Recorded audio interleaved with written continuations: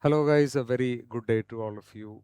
I know the first PU internal exam preparations are underway. So I'll be your English teacher for today. My name is DARRYL. So we are meeting for the first time, at least most of you are.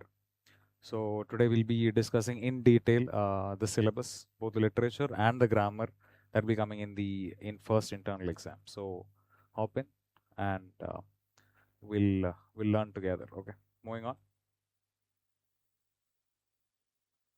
So first chapter, so we'll start with literature. So I think we have five chapters for the first internal. The first chapter, Gentlemen of the Jungle by Homo Kenyatta. So Gentlemen of the Jungle is a fable. So what is a fable? A fable is usually where there's a very simple moral and stories where animals do the conversation, talking. So an act of kindness exploited. So how does the story start?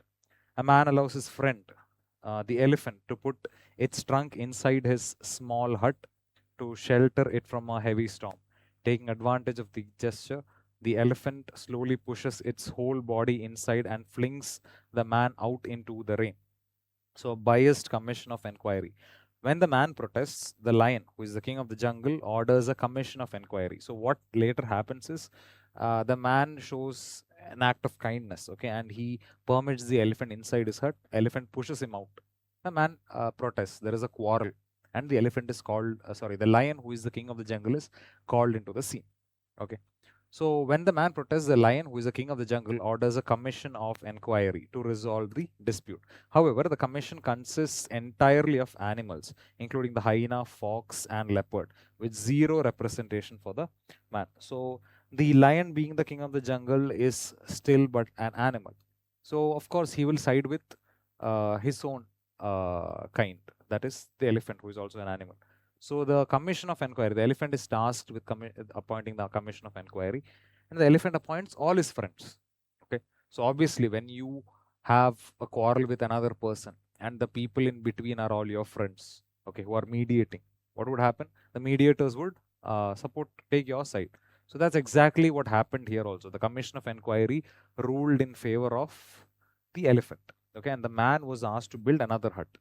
So the man could not protest. Okay, he was angry, but if he protested, he knew what would happen. If he protested, okay, he would be met with, say, the rhino's horn or the elephant's trunk. Okay, the animals were very big and strong and united. Man was not united. He did not have anybody to support him.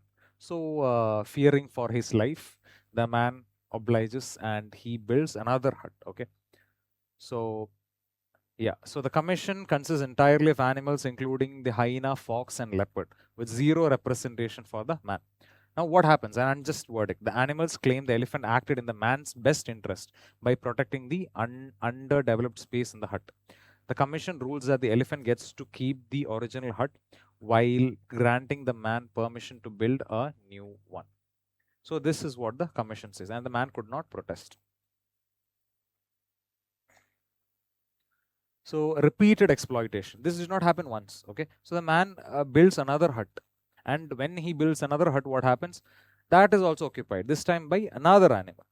So every time the man builds a new hut, another jungle animal. Okay. So this time the rhinoceros occupies, and it pushes the man out. Later the buffalo, the leopard forces him out and claims it. The same biased legal process repeats. So it's like going on repeating. Every time the man protests, a commission of inquiry is appointed, and it consists only of animals, and these animals rule in favor of the animal. So the man cannot do anything.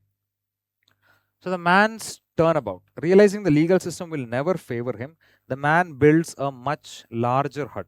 Predictably, all the jungle animals rush inside at once and start fighting over who gets to occupy it. So one fine day, what happens? The man is fed up, absolutely fed up. So what does he do? He builds a slightly bigger hut. Okay, he builds a slightly bigger hut, and it starts raining. It starts. I think there was a very heavy storm and all, and slowly the huts of the animals start decaying. Okay, and they start falling out. Then the huts that they encroached upon, they see a very big hut over there on the side, and all the animals rush together at once to occupy the hut. So this time you have the lion, the elephant, the rhino, the crocodile. All of them are fighting for a place in the hut. So what does the man do? So reclaiming peace. While the animals are distracted, squabbling inside, The man locks them in and sets the hut on fire, burning them to the ground. He reclaims his land and concludes, peace is costly, but it's worth the expense. Okay, peace is costly. It came at the expense, or it came at the expense of killing all the animals. Okay, but the man says at the end that it was worth it, because at the end he got the peace that he needed. Let's say that he got justice. He served justice to himself, the most harshest way, although. Okay, so underneath the fable lies an allegory for European imperialism in Africa, showing how colonial powers used legal systems to seize native land until the local population eventually rebelled. So this is basically an allegory. What is an allegory? Indirectly telling something. So it's indirectly taking a dig at European colonialism. The animals here are basically the European superpowers like Britain, French colonizers and all that.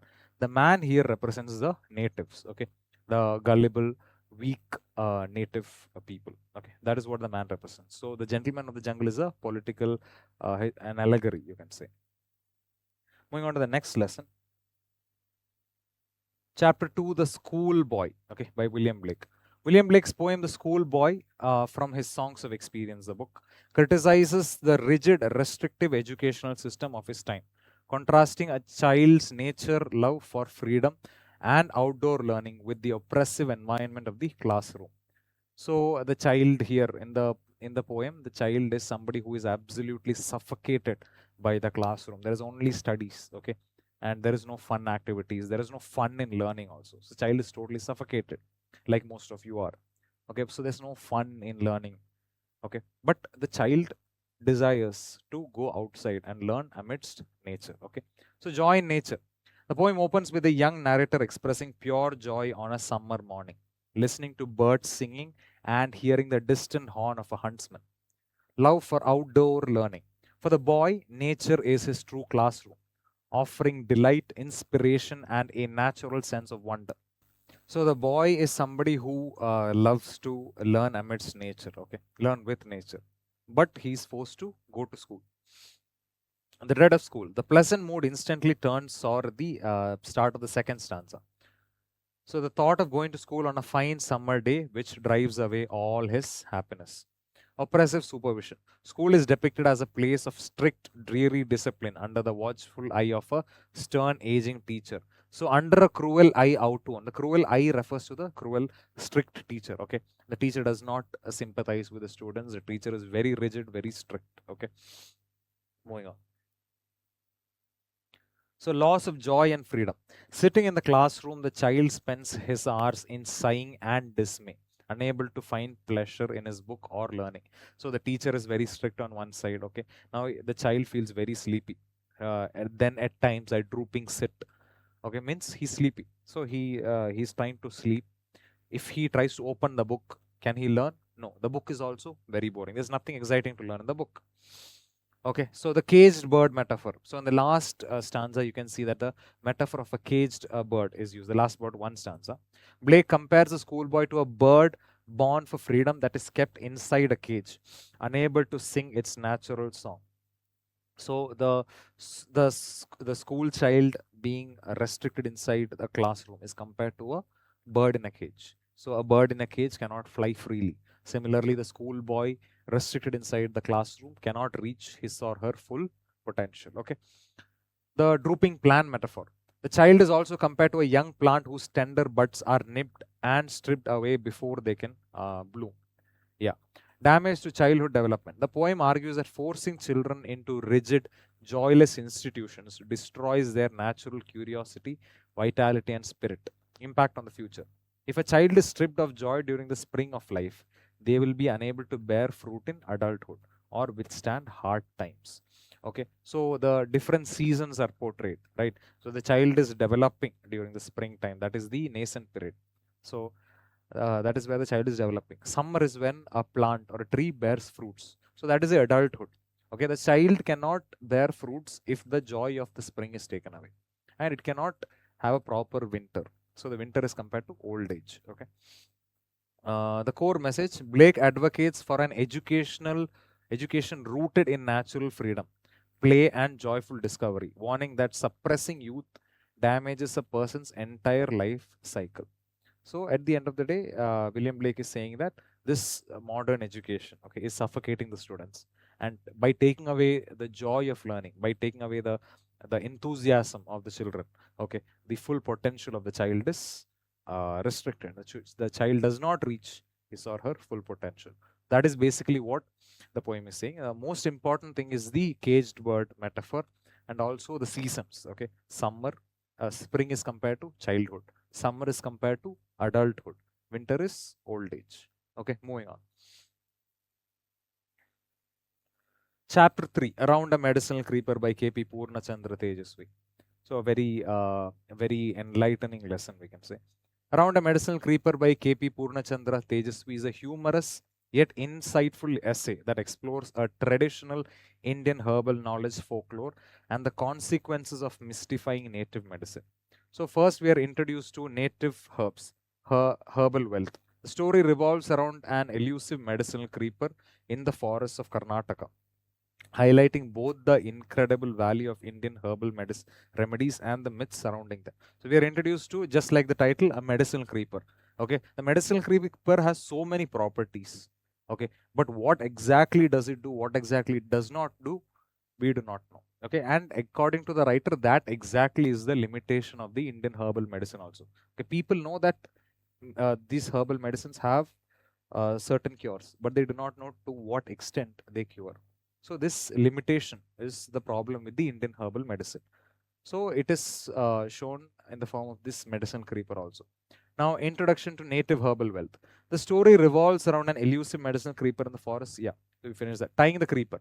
When Sanna, so Sanna is somebody who works in the narrator's estate.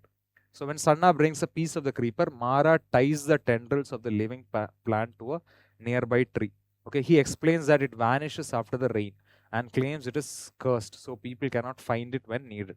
So the narrator asks, why did you tie it to the tree? He says that it vanishes after rain. So it's a superstition. Okay, there's no logic behind it. He says that a sage cursed the creeper. So whenever somebody went looking for the creeper, they'll never find it. The miracle wound cure. Mara claims he once cut his hand deeply while cutting bamboo. After wrapping it with leaves from his creeper, the bleeding stopped immediately and the wound healed without leaving a scar. So this is Mara's experience. One fine day he was sifting and he was cutting bamboo, and the sickle accidentally cut through one of his arteries. Okay, it was bleeding. So he covered the wound with the leaves and he goes to a doctor. Okay, so what happens is, as he removes the leaf, there is no sign of wound. Okay, so this is Mara's personal experience, and Mara has so many stories to tell also.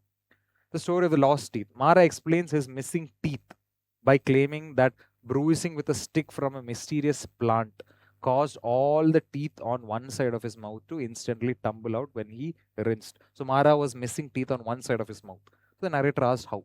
And this is the reason he gave. Okay, again, there's no logic behind this. This is Mara's experience. Yeah. The transformed meat tale.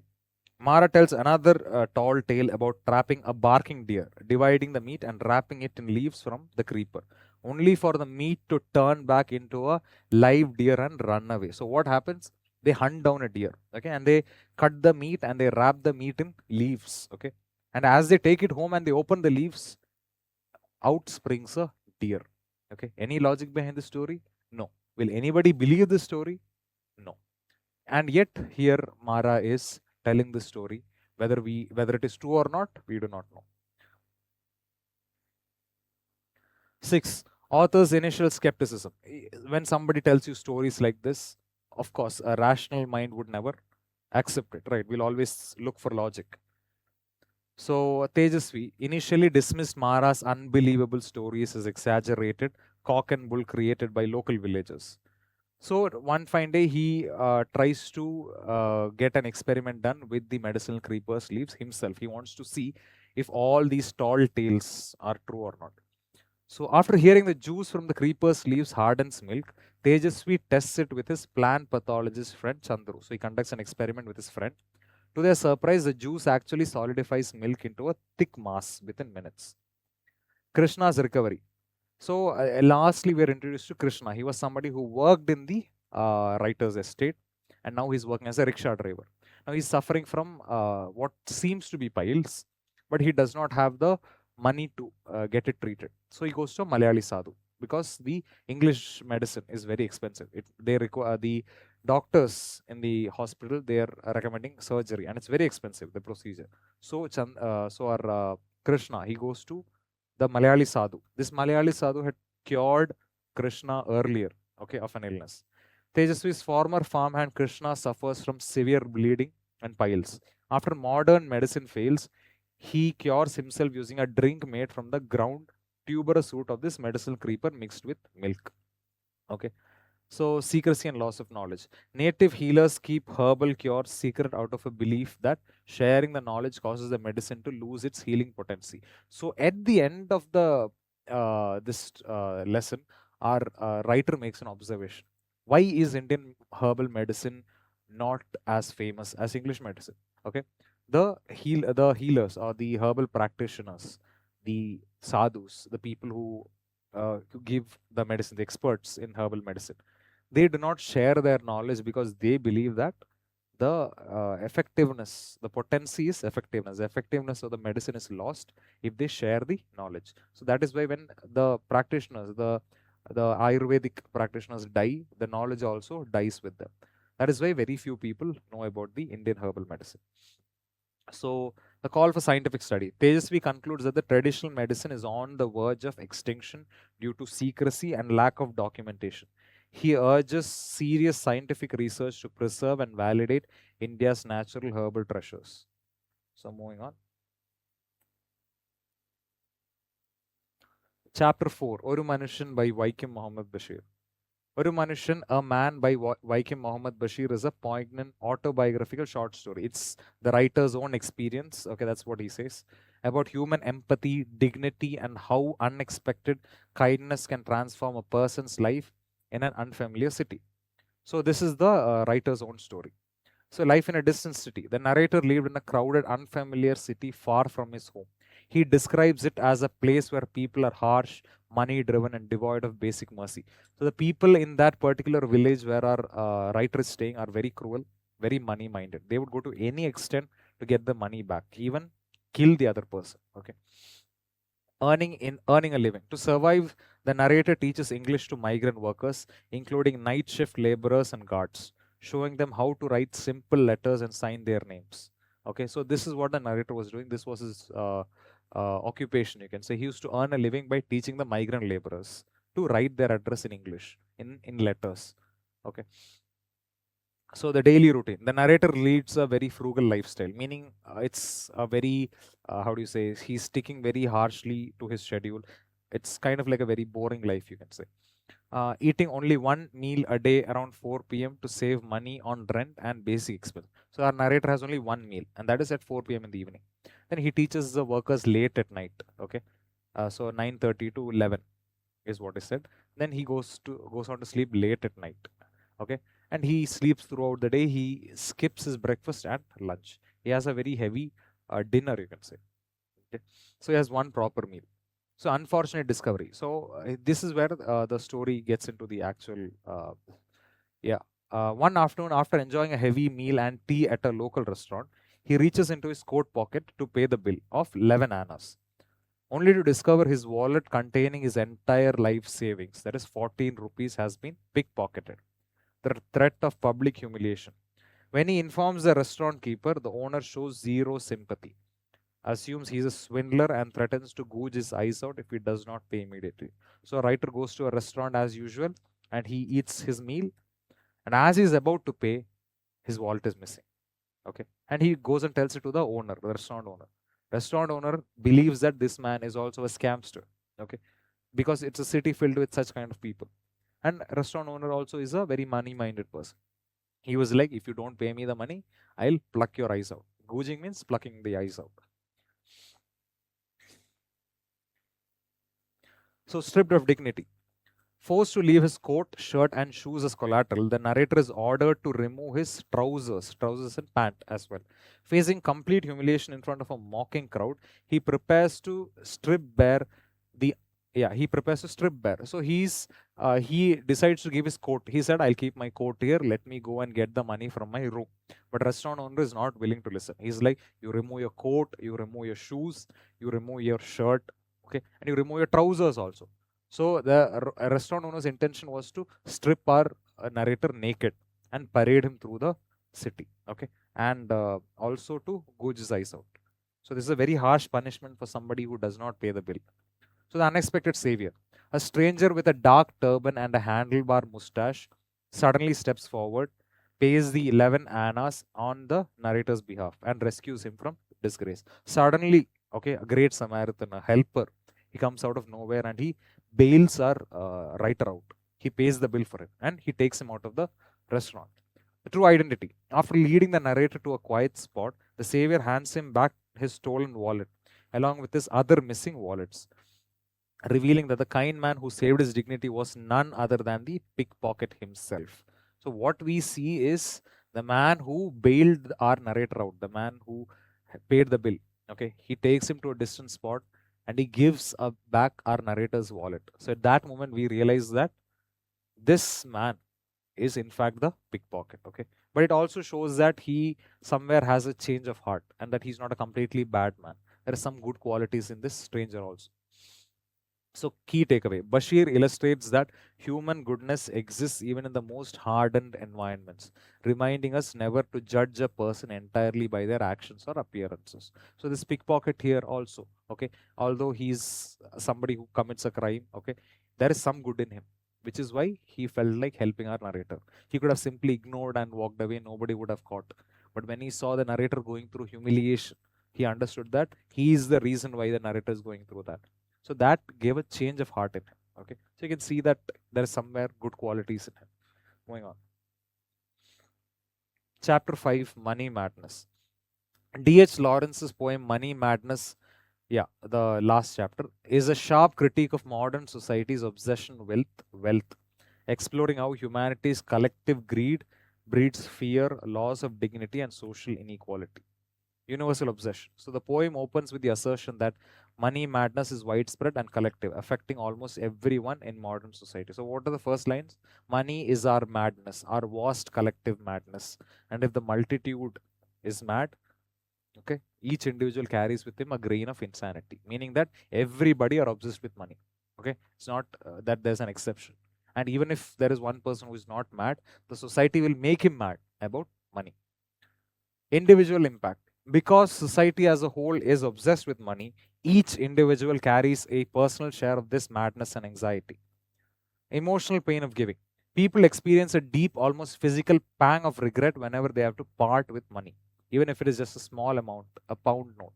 So what does the narrator say? To give away a pound note, a pound could be equivalent to say maybe 100 rupees. So to give 100 rupees, there is a small pain if you have to donate it or if we lose it. Okay. Imagine what our condition would be if we lose 1,000 rupees. Okay, money is after all just pieces of paper, but look where the society has gotten us to. So the bigger the amount that we lose, the more the pain inside us. So fear and trembling. Handing over a larger sum, a 10-pound note, brings actual fear and psychological distress, showing how deeply attached people are to their wealth. Loss of human dignity. The speaker observes that humanity grovels and covers before the concept of money, placing wealth above human worth and self-respect. So money makes us grovel. Grovel means we are in fear. We are trembling before the power of money. So that's what it has gotten us to. So we fear. We tremble before the power of money. Okay, moving on. So 6, social judgment based on wealth. Society measures a person's worth entirely by how much money they possess. If a person has no money, society leaves them to starve or suffer. Okay, so this is what a society does. Let him eat mud and go cold, is what they say. So the fear, let him eat dirt and go cold. Yeah, the fear of poverty. The true terror isn't just lacking money, but the harsh way society treats the poor, forcing people to fear poverty above almost everything. So if you don't have money, what happens? Society humiliates you. They make you eat dirt. Making you eat dirt means humiliating. Okay. Basic needs should be free. Lawrence argues that essential human needs, bread, shelter, and fire, should be freely accessible to everyone, without the barrier of money. So lastly, he says bread should be free, shelter should be free, fire should be free. Okay, these are three basic essentials. So this is in the European context, because in Europe, fire is also an essential. In the winter, it's very cold. Okay, people die of cold also. So just like roti kapda, bread and shelter, makan. So fire is also essential. So these are the three basic necessities. If these three basic necessities are given for free, people will stop fighting over money. So yeah, risk of collective ruin. The poem warns that if we do not regain our sanity regarding wealth, humanity will inevitably destroy itself through greed and conflict. So if this money madness does not come to an end, people will end up fighting with each other to such an extent that the society, the structure of society will come down. Humanity will break. Okay. So humanity will inevitably destroy itself through greed and conflict. So what is the core message? Society must reclaim its sanity by prioritizing human dignity and basic needs over the endless destructive pursuit of money. So very deep poem, very deep message also. Money madness. So basically it's trying to say, stop with this money madness. Stop with this running behind the money. Stop with this obsessing over money. Okay. Only then can we as humanity, okay, collectively help each other and strive as a society. Okay, moving on. With that, we finish our literature part. Chapter 1, articles. So the grammar, we start with grammar. Articles in English grammar function like adjectives to point out whether a noun is specific or general. So a, an are indefinite articles, and the is the definite article. So when is a and an used? When you want to, when you generalize something, pass me a pen, pass me a book, okay, pass me an apple. So any apple is fine, any pen is fine. Okay, if I say pass me the book, I'm talking about a specific book. Okay, so two main types. Articles are split into definite the and indefinite a and. A versus an based on sound. So when do you use a and when do you use an? A article is used before words that make a consonant sound. Okay, not consonants, consonant sound. An is used before words that make a vowel sound. Okay, okay, so A is used with consonant sound, words that make a consonant sound, and is used with vowel sound. So specific versus general. The refers to a specific, unique, or previously mentioned item. Example, the sun. A and refers to any generic item of its kind. Countable versus uncountable. So do you use articles before single, countable, or do you use it before plural? So indefinite articles, a and can only be used with singular countable nouns. Okay, you cannot use it with uncountable nouns. You cannot say pass me a water. You say pass me a glass of water. Okay, or pass me a pen. You do not say pass me a pens. It's singular countable. So never use them with plural or uncountable nouns. Example, say some water, not a water. That's wrong. Zero article rule. No article is used when talking about plural or uncountable nouns in a general sense, or before proper nouns like names, most countries and languages. Example, gold is valuable. She speaks French. So before most countries, okay, you do not use the article. Okay, there are exceptions, of course. Now the United States, it's talking about a union. So there are multiple states. So you say the United States of America. Now you do not say she speaks the French or she speaks the Telugu, she speaks the Tamil. You do not use articles before languages. Okay, she speaks Tamil, she speaks Telugu, she speaks French. So gold is valuable, she speaks French. Examples, I saw a dog running down the street. Indefinite article introduces a generic non-specific dog. Okay, so a dog, some dog, you're seeing it for the first time. She bought an umbrella because it started raining. She bought an umbrella. It's not a specific umbrella. She bought an umbrella from the shop. Indefinite article used because umbrella starts with a vowel sound. Please hand me the book sitting on your desk. Definite article refers to a specific known book. Now questions. Moving on to the questions. So you guys are keen listeners. So answer the question. He is dash honest man. He is an honest man is correct. Why is it he is an honest man? H starts with it's a consonant, and yet we say he is an honest man. Why is that? Because H is silent. We say honest, O. So the first sound that it makes is a vowel sound, O sound. He is an honest man. Now here, he is dash MLA. what is the answer we'll get? He is dash MLA. He is an MLA. Why is it he is an MLA and not he is a MLA? Again, same thing. M. When you pronounce M, the first sound that comes is which is a vowel sound, MLA. On the contrary, now if I expand MLA to member of the Legislative Assembly, okay, he is a member of the Legislative Assembly. How? Because you pronounce it as member. So the first sound is M. He is a member of the Legislative Assembly. In this case, it is he's an MLA. A is the first sound. It's a vowel sound. So we use the articles based on the sound. Okay, it creates. Now Lionel Messi is dash greatest of all time. It's a superlative. Okay, superlative meaning there's only one best. So Lionel Messi is the greatest of all time. Is correct. Lionel Messi is the greatest of all time is correct. So there's only one great, one goat, and Lionel Messi is the goat. Moving on, chapter 2, preposition. Prepositions are short connecting words that show how noun or pronouns relate to other words in a sentence. So what is the primary function? Prepositions establish relationship. Now you've learned in school that preposition shows you the relationship or the position of the noun or the pronoun, right? In this case, actually, the actual definition is preposition shows the relationship of the noun or pronoun with the rest of the sentence. Okay, that is the actual definition. So what is the primary function? Prepositions establish relationships in time, place, direction, space, or logical connection between a noun or pronoun and the rest of the three. So the prepositional object. A preposition is almost always followed by a noun, pronoun, or noun phrase. Okay, so known as the object of the preposition. Now moving on, the core trio. At, on, in. At, on, in is mostly used as preposition of time. Okay, preposition of time. So where exactly do we use it? Now for at is used for specific time or precise location.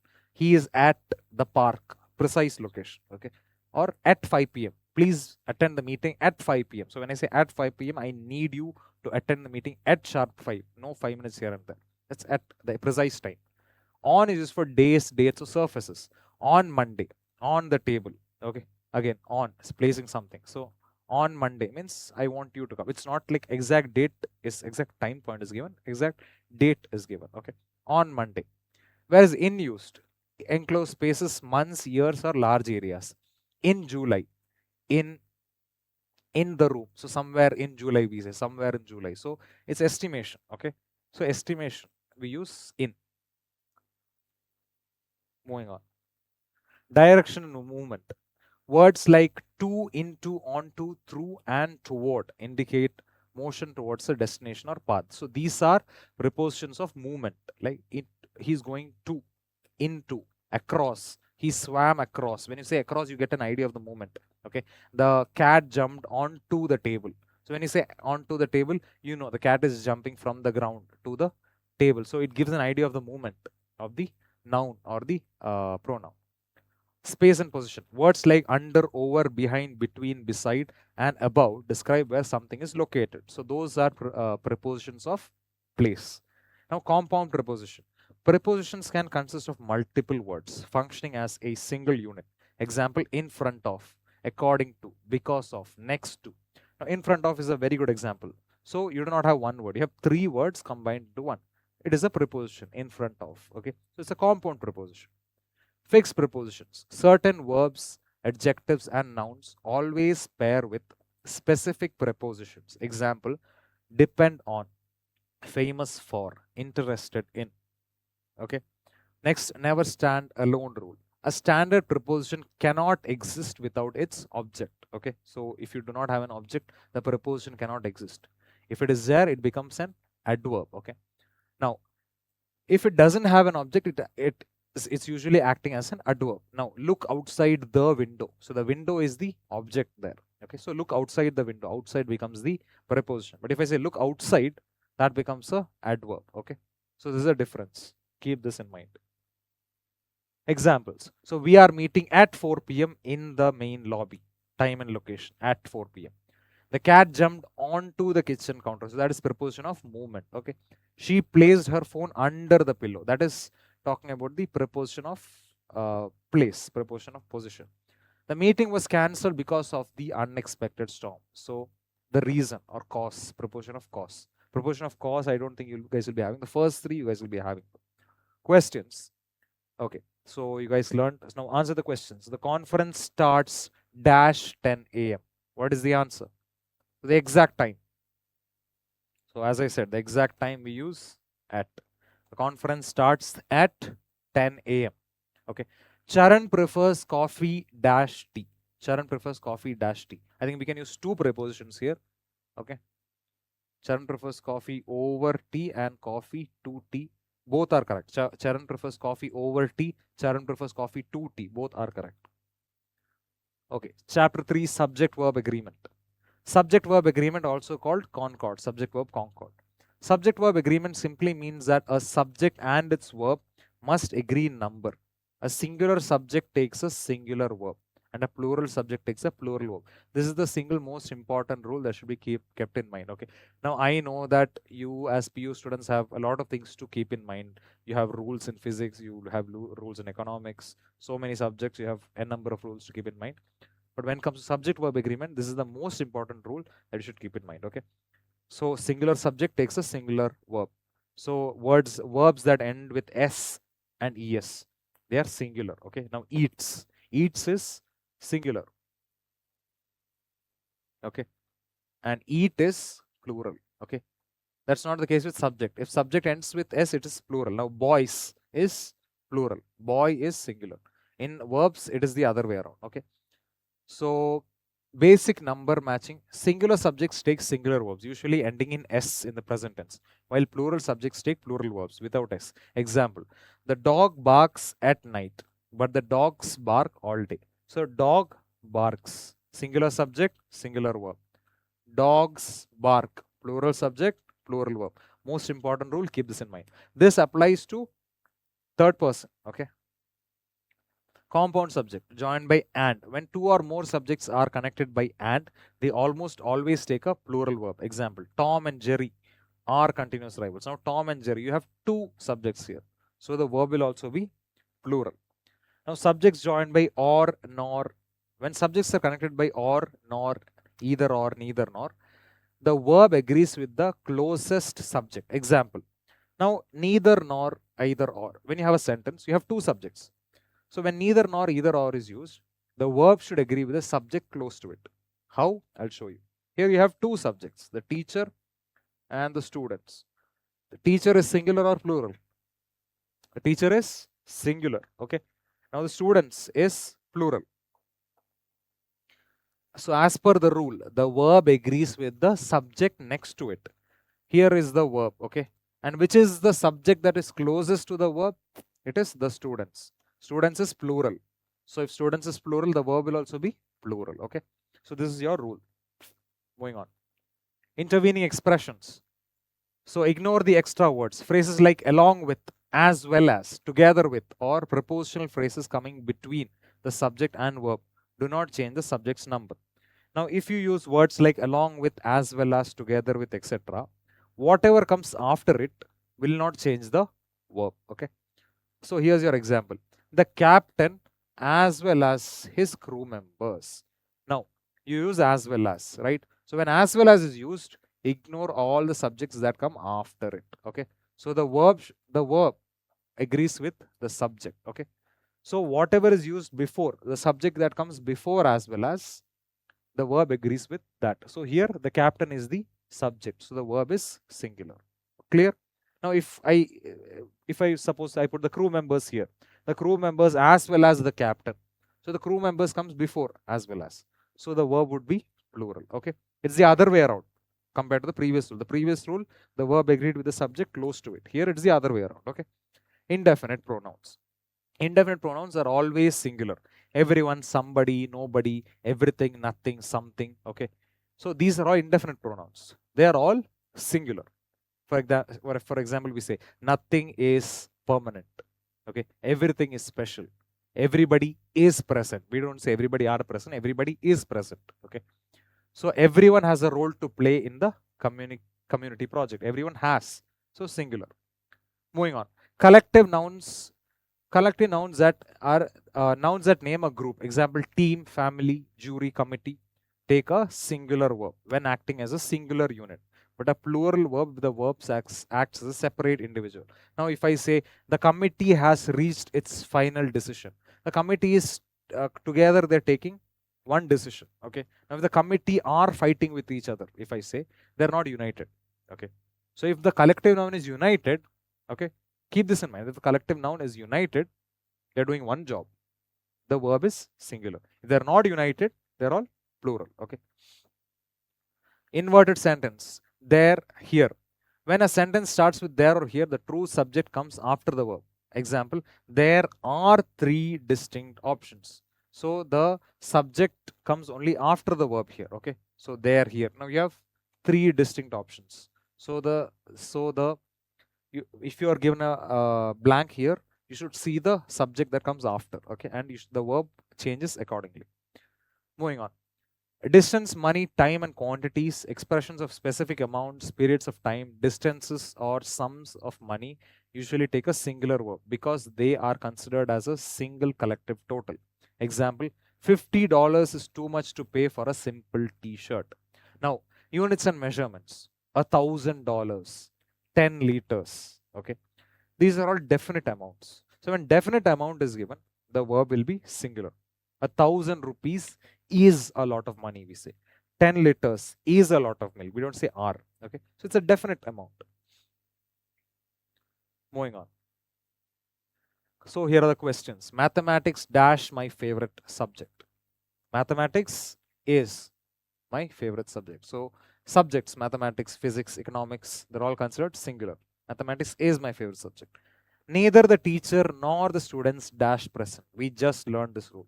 Neither the teacher nor the students are present is correct. The verb agrees with the subject close to it. Now, if I, instead of using neither nor, I used along with or as well as. For example, the teacher as well as the students dash present. So it would be is present because teacher comes first. Whatever is used before as well as, only that changes the verb. In neither nor, it is the other way around. The verb agrees with the subject close to it. So correct, mathematics is my favorite subject. Neither the teachers nor the students are present. Moving on. Question tags. Question tag or tag questions are short questions added to the end of a statement to confirm information or seek agreement. Here are the 5 core rules. Opposites attract. Okay, so in physics also we learn opposite charges attract. So similarly, if the sentence is positive, the question tag will be negative. If the sentence is negative, the question tag will be positive. So if the main statement is positive, the tag question must be negative. Example, she is a doctor. She is a doctor is a positive question. So the question tag will be negative. Isn't she? Okay, isn't she? Example. Next example. They liked the movie. They liked the movie is also positive only. Okay, but there is no helping verb. So didn't they? Again, negative. Okay, so why didn't will come? When the sentence is in the simple past or simple present. Okay, you use the do verb. Negatives match positive. Negative statement, positive tag. If the main statement is negative or contains negative words like never, barely or hardly, the tag questions must be positive. Example, you haven't finished yet. So you haven't finished. Haven't is negative. So the question tag should be have you. Example, he never complains. He never complains is in the simple present. So we use the do verb. Does he? So it's very easy. If you have a helping verb and a main verb, you use the helping verb. If you don't have a helping verb, you use the do verb. Moving on. Match the auxiliary helping verb and tense. The tag always uses the same auxiliary verb. Example, is, are, have, can, will. And tense is the main sentence. If there is no auxiliary verb, use a form of do, does, did. Example, with auxiliary. You can swim. So here the auxiliary or the auxiliary is helping verb basically. Okay. So you can swim. Can here is the helping verb. Okay. Why? Because you have a main verb here. Swim is the main verb. So if can is a helping verb, what did I tell you? If can is the helping verb, you use the same helping verb in the question tag. Can't. Okay. Can is used, but you reverse it. Can't. Can, can't. Should, shouldn't or shan't. Okay. Will, Would, wouldn't. Okay. So example. Yeah, simple present, no auxiliary. So you live here. You live here is simple present. As I told you, if the sentence has no helping verb, then what do you do? Like simple present or simple past. You use the do verb. Okay. Did in the past, do and does in the present. So you live here, don't you. So you live here. There's no helping verb. Only one verb, that is live. Example, next, simple past. He left early. There is no helping verb. He left early. Didn't he? Next, always use subject pronouns in the tag. The subject of the tag must always be a personal pronoun. He, she, it, they. So now if you say Ramesh can't eat or Ramesh is studying, you do not say isn't Ramesh. You say isn't he. So always a pronoun is used. So he, she, it, they, we, you, I. Even if the main sentence uses a proper noun or noun phrase. Example, Sarah and John arrived on time. So you have two subjects, Sarah and John arrived on time.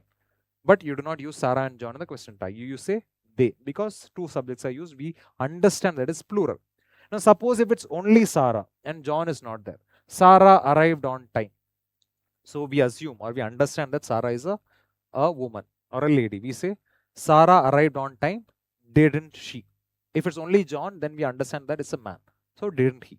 We do not say didn't John. Okay, we say we use only pronouns. Sarah and John arrived on time, didn't they? Why didn't is used? Because as I said, simple past. Okay. Example, the weather is nice today, isn't it? Here you have a helping verb, is nice. The weather is nice today, isn't it? Now, watch out for common exceptions. A few special structures break the standard pattern. Okay. Now, this is a very important rule. When I am, okay, when I am is used in a sentence, like now, I am listening. The question tag should be aren't. You don't say ain't. There is no word called ain't. You say aren't. Okay. I am, the question tag should be aren't I. I am listening, aren't I. I am here, aren't I. So I am is always followed by aren't I. Example, I am late, aren't I. Next, imperative or request. Now imperative, you are, how do you say, you're giving, how do you say, you're ordering somebody or you're requesting somebody. Now, you will eat. You will eat, won't you? Okay. Sorry, you will eat, will you? So, yeah, pass me the salt, will you? Okay, let's, sorry, my bad. You will eat is a request only. So, you will eat, won't use correct, yeah. Example, pass me the salt, will you? Let's becomes shall we. Example, let's take a break. Now, let's take a break. Suppose the teacher says, let's take a break. Let's is always followed by shall. Shall will be the question tag, yeah. So pass me the salt is a request. So will you? Close the door for me. Will you? It's a request. So it's always followed by a positive question tag. You don't say won't you. Okay. Moving on. The auxiliary verb. Now changing the sentence into a question using the do verb. The auxiliary verb do, including does and did, acts as a structural placeholder when asking questions in English. Here are the three main rules for using it. Now simple present. If it's simple present, you use do or does. Okay, do for plural, does for singular. Use do for I, you, we, they, and does for third person singular. Does is used only for third person singular. Rest all you use do. He, she, it, or singular nouns. The main verb following do, does always stays in the base form. Now, if you are using the do verb, what happens? The main verb is there, no? That reverts back to its base form. Okay, she is eating. So you say does she is eat? No, she eats. So you say does she eat? So eats becomes eat. It reverts back to its base form. So here's the example. Do you like coffee? Example. So does she work on weekends? Now, if the sentence says he likes coffee, okay, so it reverts back to like. Do you like coffee? Example. Does she work on weekends? Okay, not does she works. It reverts back to its base form. Now simple past. Use did for all subjects in the past tense and use did regardless of the subject pronoun or noun. Just like with the present tense. The main verb reverts to its base infinitive form, not the past form. Example, did they finish the project? Again, the same rule only. Yesterday, not did they finished. Example, did he call you last night? So whenever you're using the do verb, regardless of whether it's in the past or in the present, the verb, the main verb reverts back to its original form. Okay, moving on. Skip do, when, who, what is the subject. Okay, do not use do, does, or did when a question word is the subject of the sentence. Now, for example, there are WH questions: who, what, when, which, why, how. How is also WH question. When you use the WH questions, you do not use the do verb. Okay, so is the subject of a sentence. Now, however, if the question word is the object, you must use do. Example, okay, who wrote this book? Who performed the writing? Example. Now, who did you call? Now, this is the example where do verb is used with the WH question. Who did you call? You performed the calling. Who is the subject? Now, here's a quick tip. If a sentence already has an auxiliary verb, example, is, are, can, will, have, you don't need to you don't need do at all. Now, if you have these auxiliary verbs, is, are, can, will, or any auxiliary or helping verb in the sentence, you don't need to use the do verb. Okay, you can frame the question with the auxiliary verb itself. Keep this in mind. Now, you don't need do at all. Just invert the subject and the verb. Example, are you coming? Can she drive? In these cases, you have helping verb. Okay, so are you coming? Can she drive? There is a main verb and helping verb. Do you need the do verb? You don't need the do verb. Moving on. So here are the questions. Okay, so you have a car is the first question. What will be the question tag? You have a car would be don't you. Okay, you have eaten. Haven't you? You have eaten, haven't you? Okay, next, I am your friend. Okay, first tell me, have is used in both, and yet I use don't you in first and haven't you in the second. Why is that?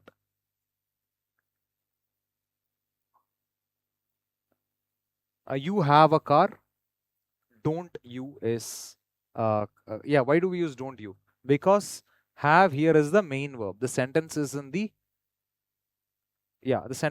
simple present only, so that is why you use the do verb. Now, you have eaten. You have eaten, here have is the helping verb. So what did I tell you? If you have a helping verb, use the same helping verb in the question tag. So you have eaten, haven't you? I am your friend. What is the question tag that will be coming? Aren't. I am your friend. Aren't I? Okay.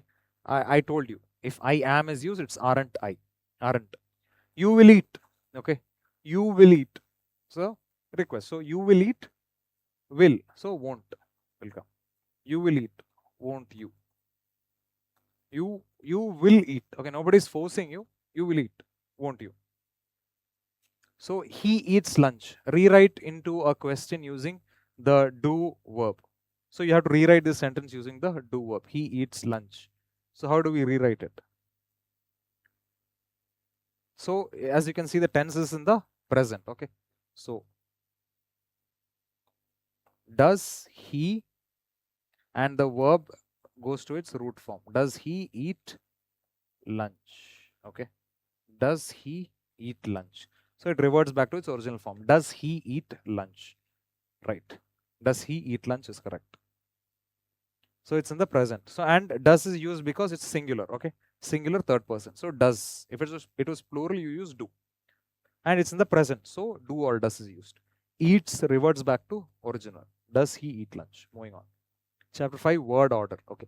Word order in English dictates how words are arranged to build clear, grammatically correct sentences. Now, some things you should keep in mind. I know word order is easy.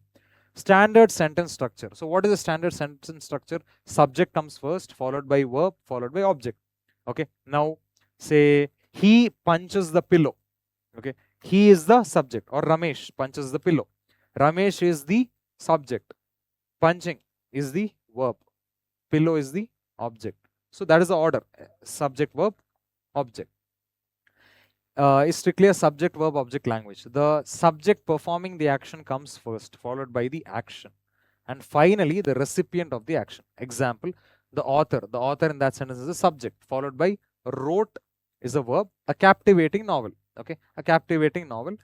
So the novel, there is the object. You don't say wrote the author a captivating novel. Always follow the subject, verb, object order. Now, adjectives and adverbs have fixed positions. Modifiers must be placed next to words they modify to avoid confusion. For example, adjective.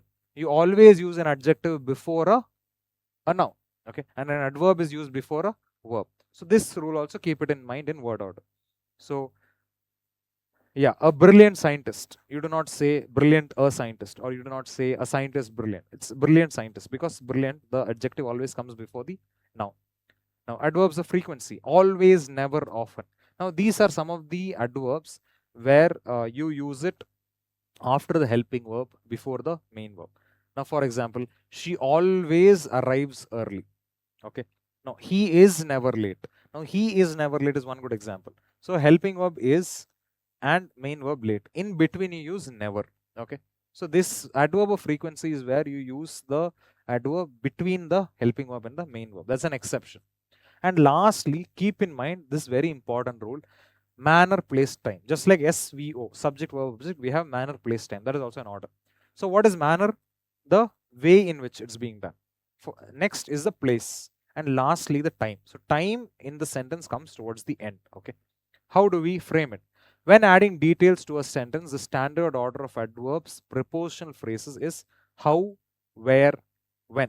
Manner, place, time. Example. So they played enthusiastically. And they played, how did they play? They played enthusiastically. That is the manner. Okay. So they played enthusiastically is the manner. So manner comes first. At the stadium. So the place comes second. Okay. I told you manner, place. Okay. They played enthusiastically at the stadium. What should come last? Time. Okay. They played enthusiastically at the stadium yesterday afternoon. So time comes towards the end. You do not say they played yesterday afternoon enthusiastically at the stadium. Okay. So this rule, manner, place, and time should be kept in mind. Okay. MPT rule. So they played yesterday afternoon enthusiastically at the stadium is wrong, because time comes towards the end. Okay. Manner comes first. Moving on. So here are questions. So how do we solve it? Babar Ali took the initiative of starting his own school. Yeah. Babar Ali, I'm just numbering it. Okay. Babar Ali took the initiative of starting his own school. Next, peace is costly but is worth the expense. So both of these examples are from our lessons itself, right? Yeah. Moving on. Yeah, so with that we conclude this session. Okay, I hope this session was of some value to you. All the best for your internal exams and for all the upcoming exams. Do well. Okay, study well. The result is the best gift that a teacher can get. So all the best to all the PU1 students. Study well. Get optimum marks in all your exams. Okay, all the best. This is DMG signing off. Thank you.